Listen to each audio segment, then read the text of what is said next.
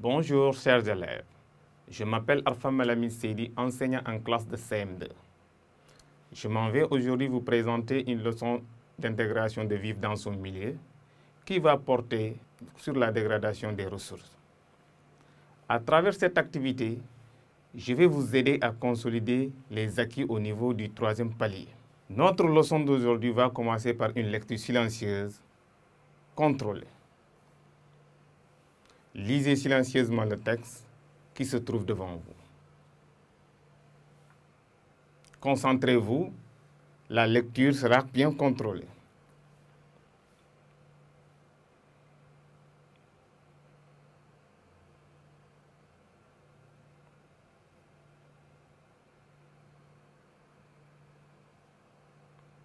Bien. Quels sont les personnages du texte? Mamadou? Très bien. Les personnages du texte, c'est Salif et le maître. Quels sont les deux milieux indiqués dans ce texte? Oui, Fatim. Très bien, Fatim. Les deux milieux, c'est le milieu urbain, ici, la ville, et le milieu rural. Très bien. Ici, le monde rural. Écoutez attentivement. Je vais vous lire le texte à haute voix. Pour aider ton camarade Salif à comprendre les problèmes liés à l'environnement, ton maître propose le texte suivant. Aujourd'hui, le Sénégal est confronté à de réels problèmes de dégradation de l'environnement. En ville, nous constatons des flux énormes de voitures accompagnés de fumée, de bruit, etc.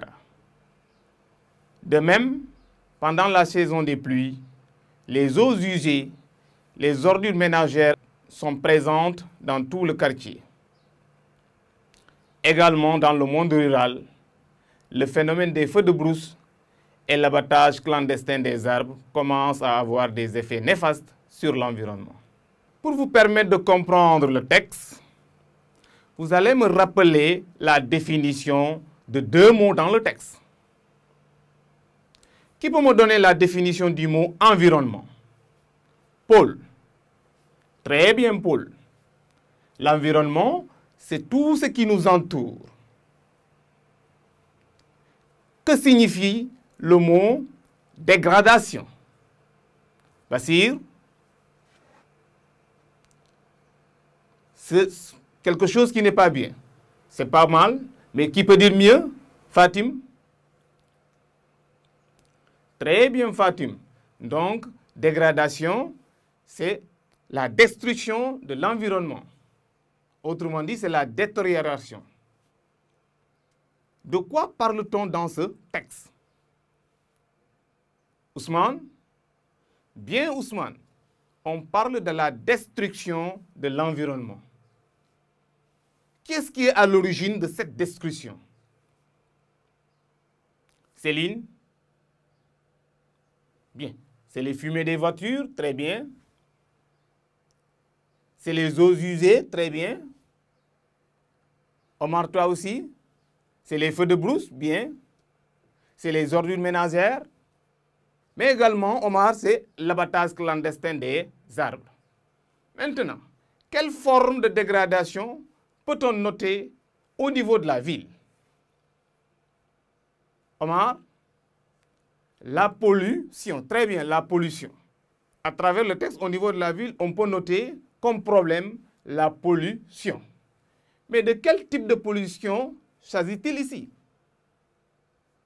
Bien, Omar, la pollution atmosphérique. Ici, parce que c'est l'air qui est pollué. Très bien, Omar. Et quel autre type de pollution? Céline? Très bien, Céline. Il y a également la pollution sonore, avec les bruits. Maintenant, dans le milieu rural, qui peut me dire quelle forme de destruction qu'on peut trouver au niveau du milieu rural? Oui, Fatim? Les feux de brousse. Très bien, les feux de brousse. Et quoi, Omar? Mais également, le déboisement. Très bien, le déboisement. le déboisement au niveau du monde rural, nous pouvons noter le déboisement également. Bien, dans le milieu rural, quel type de dégradation peut-on noter en milieu rural? Omar? Très bien, Omar. Le déboisement. Et quoi aussi, Paul? Très bien, Paul. Mais aussi les feux de brousse. Très bien. Maintenant, en milieu rural, quelles sont les conséquences de ces destructions de l'environnement? Oui, Fatim, c'est la rareté des pluies. Bien. Maintenant, en milieu urbain, quelles sont les conséquences qu'on peut noter au niveau de la ville? Omar, vous avez dit, très bien, Omar. Nous avons les maladies respiratoires. Bien, nous allons revenir maintenant sur les mesures qu'on peut prendre pour éviter ces formes de destruction. Bien, maintenant en ville, quelles sont les solutions qu'on peut proposer pour éviter tous ces problèmes-là? Oui, Omar? En ville, qu'est-ce qu'on peut proposer comme solution? Il faut éliminer les vieilles voitures de la circulation, délocaliser les usines et l'occupation de la voie publique. Maintenant, en milieu rural, quelles solutions peut-on apporter? Omar? Très bien. Il faut sensibiliser la population, aménager les pare-feux. Maintenant, je crois que le texte est bien compris. Nous allons revenir compléter ce tableau. Maintenant, pour les problèmes, la pollution atmosphérique, les causes, c'est la fumée des voitures et des usines. Conséquence, nous avons les maladies respiratoires. Comme solution apportée, éliminer les vieilles voitures de la circulation, délocaliser les usines. Pour la pollution sonore, toujours en ville, cause, nous avons les bruits, les tapages nocturnes. Comme conséquence, on peut citer le stress, les maladies, manque de concentration. Pour les solutions, nous avons respecté le code de la route, réglementer les autorisations de l'occupation de la voie publique. Et maintenant, en milieu rural, pour les formes, nous avons le déboisement. Cause, coupe abusive des arbres. Conséquence, la désertification, rareté des pluies. Solution, reboiser, gérer rationnellement les ressources de la forêt. Forme, feu de brousse. Cause, nous avons l'activité de l'homme, comme vous le savez. Les apiculteurs, les chasseurs, les paysans, etc. Conséquence, nous avons la destruction de la flore et la disparition de la faune.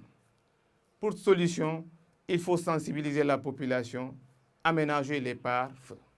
Nous venons de terminer cette leçon.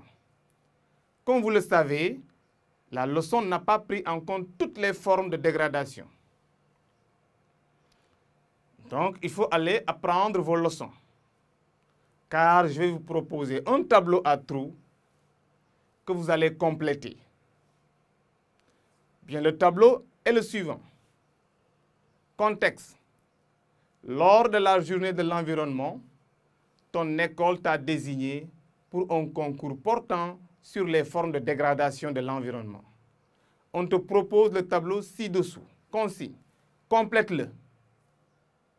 Donc, vous allez compléter ce tableau qu'on va corriger à la prochaine séance avant d'entamer une nouvelle leçon qui va porter sur les troubles nutritionnels.